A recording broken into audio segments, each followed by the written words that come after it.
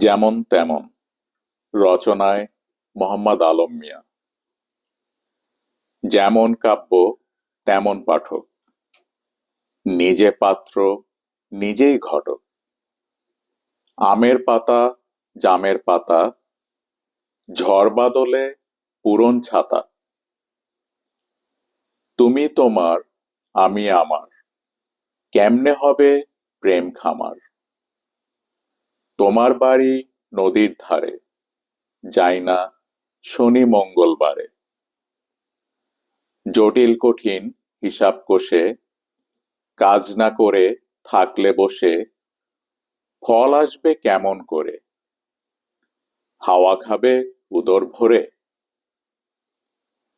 এবার আসি সত্যি কথায়। আনন্দ সুখ নেই যেথায়, সেথায় কভু যায় না কেউ। বাতাস বিনা বয় না ঢেউ। হৃদয় দিয়েই লিখতে হবে, হৃদয় ছোঁয়া কাব্যকথন। একটা কিছু লিখে দিলেই হয় না সবার মনের মতন।